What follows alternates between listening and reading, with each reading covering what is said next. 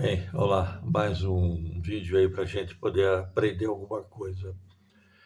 Eu não sei se você já percebeu que as igrejas hoje fazem muita campanha de jejum, né?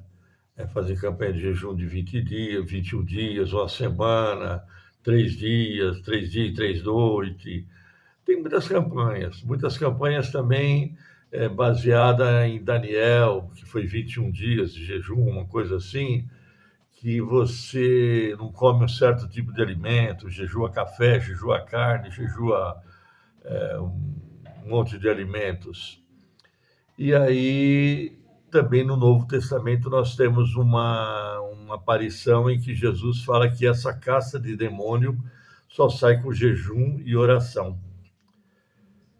É interessante que quando a gente faz uma campanha com 100, 200 pessoas dentro de uma igreja, às vezes uma pessoa só consegue a conquista, ou às vezes nenhuma. Será que é uma casualidade? Ou se todos praticarem o jejum corretamente, Deus não teria que abençoar todos? Pensa bem nisso, gente. Pensa bem nisso. Se todos fazem o jejum corretamente, deixam de se abster de certos alimentos, comer certos alimentos, você não tem certeza que Deus teria que abençoar a todos? Todos que fizeram o jejum teriam que receber a bênção. Porque às vezes um só recebe, ou às vezes nenhum recebe. Ou como a gente vê aí, 12 dias por 12 meses de jejum. A pessoa jejua 12 dias e por 12 meses do ano. E toda vez que vai jejuar, que vai se apresentar na igreja nesses 12 dias, é dinheiro em cima de dinheiro, oferta em cima de oferta, e oferta para isso, para aquilo, oferta, e a igreja enriquece, todo mundo ganha muito dinheiro na diretoria da igreja, o pastor fica rico, troca de carro no final do ano, que é o 13º dele, ou durante a semana, ou durante o mês, o jejum é feito e nada acontece e realmente só quem ganha é a igreja. Será que está certo esse jejum? O que Daniel fez, o jejum de Daniel, ele fez uma abstinência de certos alimentos das iguarias do rei. Por exemplo, ele não ia comer uva, mamão, melancia, não ia comer carne, ele não ia comer as iguarias do rei. Ele ia comer aquilo que está escrito em Levítico 11, livro de Levíticos. Ele explica de um jejum que é onde a pessoa se identifica como um judeu, como um homem de Deus, um homem separado de Deus. Então ele fala assim: eu não vou me contaminar com esse povo, eu não vou estar envolvido com esse povo, eu vou continuar sendo um judeu nato, eu vou ser aquilo que eu fui chamado, para o que eu fui chamado, ou seja, o judeu nato. Ele vem das promessas de Deus, ele vem acompanhando e ele se alimenta somente daquilo que foi dado para alimento do judeu. É interessante, né? Aí quando Jesus está aqui de corpo presente, não sei se você sempre vê esse mapinha que eu explico. Você está vendo a cruz? A cruz, ela está depois da lei. A cruz está depois de Isaac, Jacó, os filhos de Abraão. A cruz está depois de Noé, depois de Abel. Isso tudo é uma sequência. Quando Jesus aparece, ele não aparece na cruz, ele aparece de corpo presente. Ele nasceu judeu. Ele nasceu como um judeu nato. Tanto que Maria conhecia as escrituras, ela falou: faça em mim o seu querer. Ela sabia que o Messias viria de uma virgem. Então ele fala: aconteça comigo. Veja que interessante. Quando Jesus está de corpo presente, não existe igreja. Põe na tua cachola isso aí, ó. A igreja só está depois da morte de Cristo, depois da cruz. Antes não. Ele está expulsando o demônio, e aí as pessoas não conseguem expulsar demônio. Mas por que não consegue?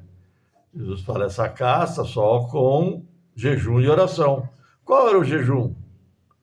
A identidade do judeu. Eu sou um povo judeu, eu não como isso diante de outros deuses, de outra nação. O jejum verdadeiro do judeu para se livrar dos deuses, dos samaritanos que adoravam Deus de um jeito, cada um de outro, das religiões que tinham na época e ainda tem hoje, daqueles que se contaminavam com outros deuses, que faziam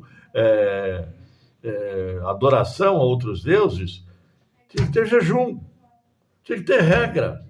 É assim. Antigamente, no Velho Testamento, para se ser livre de alguma coisa, tinha que ser regra. A lei não salva ninguém, mas na época tinha-se regra. Quando Jesus morre, lá em Colossenses capítulo 2, ele diz: toda sentença contra nós que outrora estava contra nós foi cravada na cruz. Significa que na cruz toda sentença, tudo aquilo que era obrigações para serem feitas, para se libertar de problemas, de endemoniamento, de tudo, foi cravada na cruz. Tanto que o endemoniado que aparece quando Jesus expulsa o Gadareno, ele andava no cemitério se atirando pedra na cabeça, se feria com pedra, e andava de dia e de noite pulando o sepulcro. Os demônios de hoje não fazem isso. Os demônios de hoje só dão testemunho nas igrejas, em horário, né, na televisão, nas igrejas, só dão testemunho nas igrejas. Ou culpam os seus erros, os seus tropeços por causa da pombagira. A pombagira é culpada de tudo. E eu já falei sobre pombagira, né? Sobre os demônios de hoje que aparecem, não são de presente, onisciente, mas aparecem em todo lugar ao mesmo tempo, em 5, 6 denominações, ou 10 ou 100 denominações ao mesmo tempo. Essas entidades estão presentes em todos os cultos no mesmo horário. E não são onipresente e onisciente. É só alma pura, alma doente, alma maluca. Aí Jesus fala, não, só sai com jejum e oração. Mas na prática de Levítico 11. Na prática daquilo que Daniel fez. Não vou comer das iguarias do rei. Eu vou me separar, eu sou separado. Eu sou diferente. Hoje você é separado por quê? Porque você é salvo em Cristo Jesus. Se Deus está em você, por que o demônio vai te possuir? Por que você vai precisar fazer jejum? Como é que você consegue se aproximar mais de um Deus que habita em você?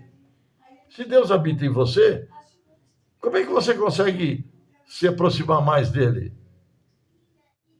É só ser bondoso, é só ser respeitador, amar o próximo como a ti mesmo, acabou. Tem uma outra cena também que falam para, acho que é Paulo,